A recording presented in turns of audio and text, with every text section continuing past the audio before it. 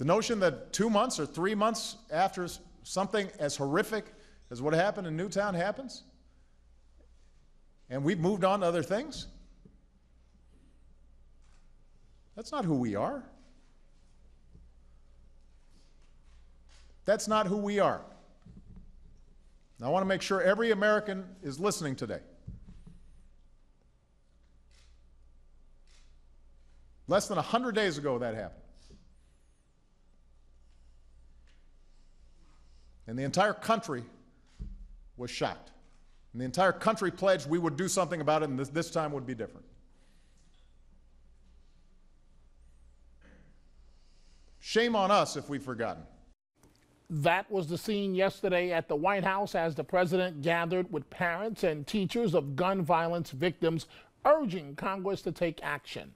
Meanwhile, gun control advocates all across the country took part in a national day to demand action. A vote on a Senate bill which includes expanded background checks and harsher penalties for gun trafficking is expected next month. But Vice President Joe Biden says that bill is just the beginning. The White House has also been pushing for limits on assault weapons and high-capacity magazines, but those provisions won't be part of the Senate bill. They'll be offered as amendments. We asked you at home to sound off on what you think of an assault weapons ban.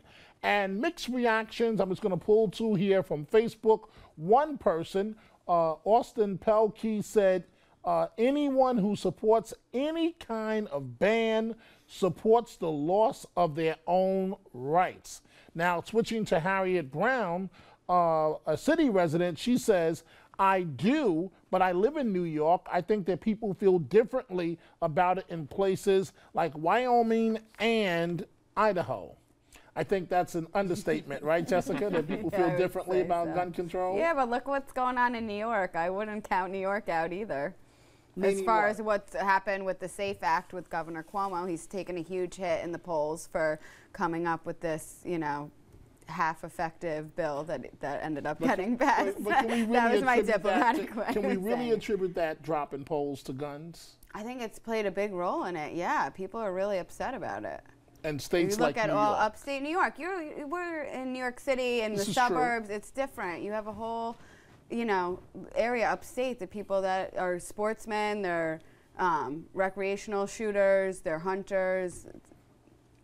Strong Second Amendment advocate. I think that, you know, first of all, I have to commend the president for quoting New York's hometown newspaper, the Daily News, with the shame on us. And it should be shame on us. I mean, look, since Newtown, 3,000 people have died from gun violence. Yoko Ono, who, whatever you think of her, she posted on Twitter a photo of John Lennon's bloody glasses, and 1 million people have died from gun violence in the United States since John Lennon was killed. 1 million people. That is an incredible number since he was killed. And something needs to be done, and we know it needs to be done. We need to ban assault weapons. Assault weapons serve one purpose, and that's to kill people. We don't need assault weapons. What do you consider an assault weapon, though? I mean, the civilian version of the M16, the Bushmaster. I mean, there's no tangible reason. You're not defending any. You're not taking the ramparts to your house to defend from some invasion from a foreign army. These are military-style weapons that have been civilianized just to be not automatic weapons. You don't need that kind of firepower. But you're talking about two specific weapons when a lot of other weapons, your average hunting rifle falls into that category, and that's, I think, why people are so upset. But I will say, you know, take the policy stuff outside for a minute.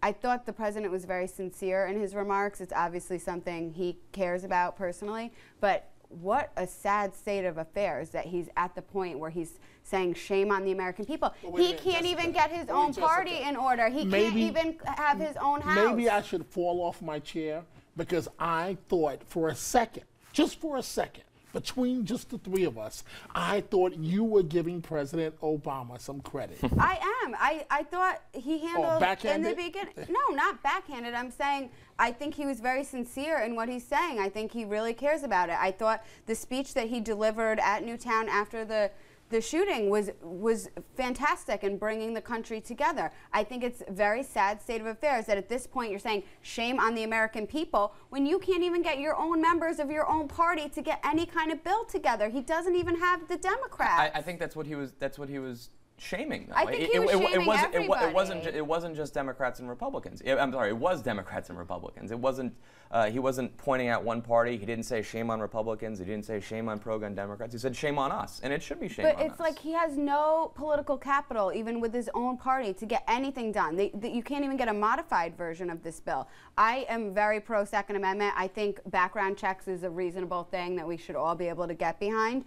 But they can't even do that in his own house. Jessica, can a president shame Congress into action? Yes, if you have the political juice to do it, and this president really doesn't at this point, which is a sad state of affairs. Is it fair to say that President Obama, quote, doesn't have the juice to get it done? I think when you have these Tea Party Republicans that won't go along with anything. Democrats too. It's not just Republicans. Fair enough. Fair enough. There is a large chunk of the House and the Senate who will never vote on anything to do anything to limit guns. It's just a fact. There's a handful of Democrats and there's a large chunk of Republicans. I think that the president going in the piecemeal way with the Senate bill, I think it's the smart way to do it, to break it up, to pass what you can, and then just keep moving the ball down the field. I think it's the right strategy, and I think it's the right way to go about it. So do you two agree we'll see background checks, or how do you think that's going to play out? Jessica? I don't know. I think it depends how they handle this, and I said that from day one. If everyone just is coming from their traditional places of their, the same rhetoric, and they're passing this massive bill where both sides don't feel like they can, get anything out of it, then I don't see it going anywhere. The fact of the matter is, you have 5 million members of the NRA, you have 100 million gun owners in the United States, and people feel very strongly about its constitutional right. So it's a very passionate group of people that are very outspoken, and if they approach it from maybe a different angle and try to be more reasonable, maybe they can get something done. They did before.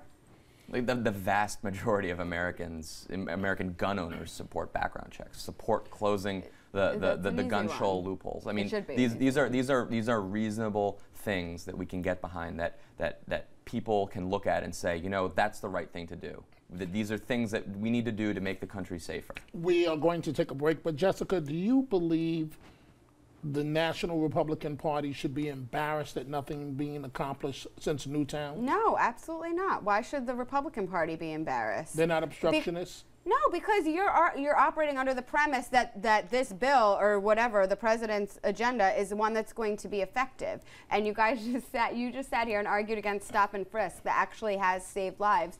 It's a little bit hypocritical. I think if you look at a lot of studies, there's a ton of anecdotal information and actual scientific studies that have been done that these types of legislation are not effective. Look at Governor Cuomo's bill. You think criminals are going to say, oh, I can only have 7 clips, so I'm not going to put the extra 3 in? No, they're criminals. They're going to commit a law. This type of gun control goes after law-abiding citizens. Final word on this topic? Well, I think at the end of the day that reasonable people can look at the legislation that's out there and say we need to pass something that reasonable people. I think reasonable. The vast majority of reasonable. Americans. The vast majority of Americans. Jessica's going to attack me. Unreasonable? She's going to attack me in a second. But do you feel, and this may be a little bit of a loaded question, do you feel the National Republican Party is reasonable?